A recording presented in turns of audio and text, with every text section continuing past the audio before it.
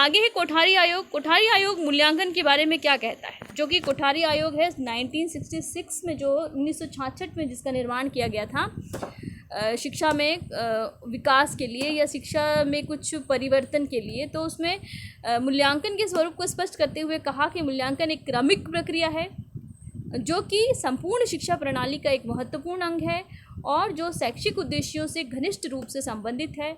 इस प्रकार ये कहा जाता है कि शैक्षिक मूल्यांकन एक ऐसी प्रक्रिया है जिसका आधार निर्धारित शैक्षिक उद्देश्य, अनुदेशनात्मक उद्देश्य होते हैं तथा उनसे संबंधित विषय वस्तु, शिक्षण अधिगम क्रियाएं तथा मूल्यांकन पद्धतियों के द्वारा बालक या शिक्षार्थी के व्यवहार में परिवर्तन लाया जाता है। मूल्यांकन के यह समस्त पक्ष परस्पर जुड़े हुए हैं और इन्हें अलग नहीं किया जा सकता। फलतः जैसे ही शिक्षा के उद्देश्यों का निर्धारण हो जाता है, मूल्यांकन प्रक्रिया प्रारंभ हो जाती है तथा बालक के व्यवहार में वांछित परिवर्तन होने के साथ ही समाप्त हो जाती है। फिर है नवीन प्रक्रिया की नवीन धारणा के अनुसार इस प्रक्रिया के तीन अंग बताए गए हैं। पहला शैक्षिक उद्देश्य यानी एजुकेशनल ऑब्जेक्टिव्स, दूसरा सीखने के अनुभव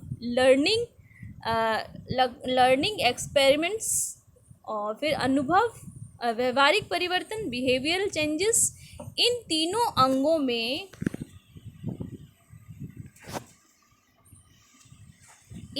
अंगों में परस्पर किस प्रकार संबंध होता है, इसको देखिए किस तरीके से। देखिए शैक्षिक उद्देश्य है, फिर सीखने के अनुभव और व्यवहार परिवर्तन मूल्यांकन प्रविधि, तीनों आपस में जुड़े हुए होते हैं।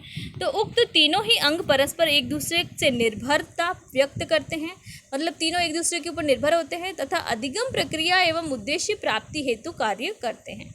तो किसी भी तरीके का अधिगम कराने के लिए और उद्देश्य की प्राप्ति करने के लिए ये तीनों मिलकर काम करते हैं। व्यवहारकर परिवर्तन वह प्रमाण है जो उद्देश्य की प्राप्ति और सीखने के अनुभव तथा शिक्षण प्रक्रिया की उपयुक्तता एवं अनुपयुक्तता की ओर संकेत करते हैं। मूल्यांकन से यह पता चलता है कि सीखने के अनुभव अथवा शिक्षण प्रक्रिया बालकों को शैक्षणिक उद्देश्यों की ओर ले जाने में कहाँ तक सफल हुए।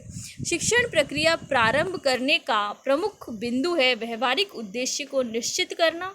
इसके बाद शिक्षक यह ज्ञात करता है कि छात्र प्रारंभ से कहाँ पर है और अंतिम बिंदु पर जाने में किस पद्धति या प्रविधि को अपनाना पड़ेगा। अब आपने देखा बच्चों के, हम जैसे छोटे मोटे टेस्ट लेके हम ये जान सकते हैं कि बच्चा कहाँ खड़ा है, मतलब कक्षा में उसकी क्या स्थिति है, उसको कितना अधिगम हो रहा है, कितना नहीं हो रहा है। फिर उसके अनुसार फिर हम उसके प्रविधियों को और अपनी पढ़ाने की विधियों को परिवर्तन करके फिर उनमें अधिगम का स्तर देख सकते हैं, उसका मूल्यांकन कर सकते हैं।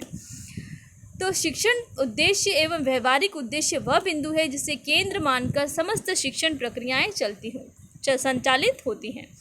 इस प्रकार से शिक्षण की विषय सामग्री, शिक्षण